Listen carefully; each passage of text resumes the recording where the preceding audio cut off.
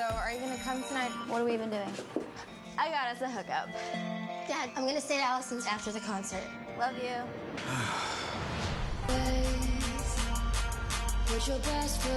These parties are legendary.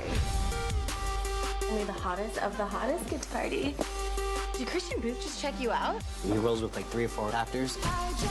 They go wherever they want, get whatever they want. I've been watching you. I brought you something. This way I can be wrapped around you all the time. You're actually dating a movie star. You know they're all 17, right? Dad! I really care about her. Yeah, I'm gonna take them home. I don't want you to see my daughter anymore. You can't keep Kelly to yourself forever. It's not yours. What's your problem? Don't play games with me. Just stay away from my family. So, are I'd you like gonna to come acknowledge Lifetime for allowing us to broadcast the trailer. We want to share with all our Filipino Americans that are watching that Jerell Rosales, this man right here, directed what you just saw, which is a really big deal in our community. We want to celebrate you, Jerell. Thank you. And we know that this is just the start, just the start of so much more. Because usually, let's face it, all it takes is that one person to say, yes, I believe in you. Exactly. Right? And here we are. And here we are. So if you have any advice for aspiring Filipino-American filmmakers out there, what would that be? I tell this a lot to people, especially when I'm like a teaching assistant at UCLA. So I have a lot of young students come to me and ask me, what they should do. And my #1 advice is always to have the courage to constantly keep making work and then putting it out there. Like, I made some films I think no one should see. But the more I put myself out there, the more I met more people, the more I learned from it, the more I learned from audiences, the more other people started to notice me. And it's a thing that like people will see when you do good work, and it's like a good, everybody just comes to you. It's great. It's like super vague, but like, keep making good work. And don't be afraid to just keep going. And like, not every movie you make not everything you do every single time is the best thing ever. You know what I mean? Like, it's a learning process. You stumble, you fall, you pick yourself up, and then you just keep going and going and going. I think someone once told me the best analogy is you think of it like a lighthouse, right? And you keep swimming towards it. That was the best analogy I heard. Okay, so just never giving up. You've got this goal, go for it. That and it's preparation meets opportunity, right? So just prepare, prepare, prepare, and when that opportunity comes along, you're ready. You're ready. Okay, so what can we expect from Jerell Rosales in the future? What kind of work are you dying to do?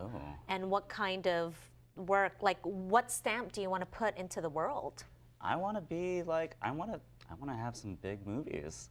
I want to make people proud. I want to be, like James and Elysium Bandini did for me, and they gave me like a hand up. I want to be able to do that for other people as well. Okay, you have to be careful what you ask for because all these Filipino Americans will be knocking at your door. I think it's so important that we are able to mentor one another.